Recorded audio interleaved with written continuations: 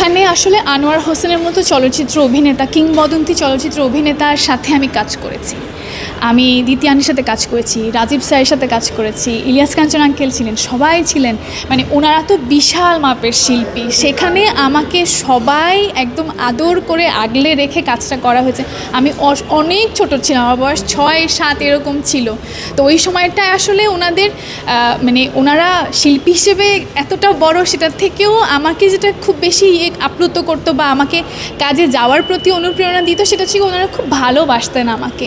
এবং আমি কিন্তু আসলে বাংলাদেশ ফিল্ম ইন্ডাস্ট্রি থেকে যতটা মানে ওইটা আসলে আমার একটা হোম। আমি যখনই যাই তখনই এখনও লোকে আমাকে আমার ওই ক্যারেক্টারের আলো নামে ডাকে, সবাই ডেকে কিছু না কিছু খাওয়াচ্ছে বা আদর করছে বা বলছে, খুশি হচ্ছে যে আমি এখনও এই অঙ্গনেই আছি বা নাচ নিয়ে পড়াশোনা করে আসলাম। They are very proud about me and I am also very much fond of obviously our film industry।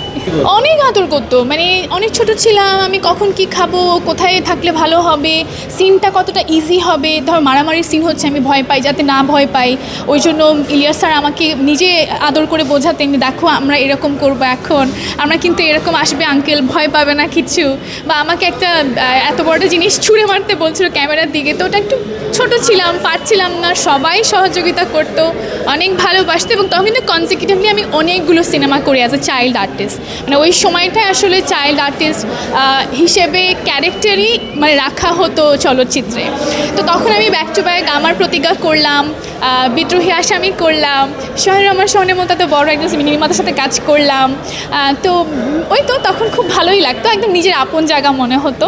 ওনারা ব্যক্তি জীবনে অসাধারণ মানুষ। আমি বিশ্বাস করি যে একটা মানুষ হিসেবে ভালো হলেই সে শিল্পী হিসেবে অসাধারণ হতে পারে, এবং সেটা ওনাদের সবার ক্ষেত্রে সেটা তাদের সবার ক্ষেত্রেই প্রযোজ্য। যেমন দিতি ম্যাডাম অসাধারণ একজন মানুষ।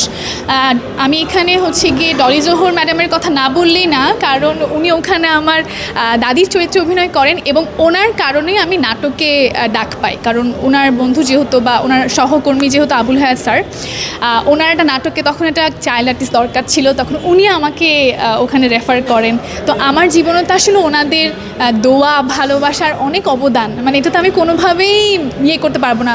এবং যতটা না ওনারা অভিনেতা হিসেবে আপনাদের কাছে, আমাদের সবার কাছে সমাদৃত, ওনারা মানুষ হিসেবে এক একজন চমৎকার।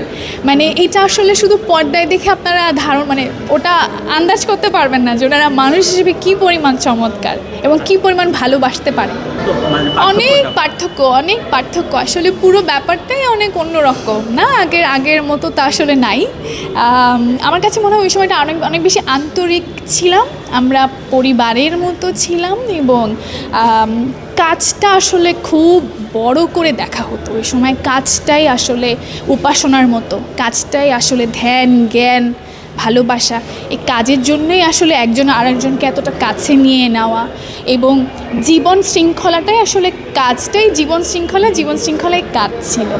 এখন মনে হয় যে আমরা আসলে চিন্তার দিক থেকে বা অনেক দিক থেকে একটু বিক্ষিপ্ত মনের আছি, বা হয়তো কোথাও গিয়ে আমার মনে হয় যে আর একটু দেশ নিয়ে ভালোবাসা যায়, দেশের সংস্কৃতিকে ভালোবাসা যায়, তখনকার মতো করে চিন্তা করা যায় হয়তো। এটা আমার ব্যক্তিগত ধারণা।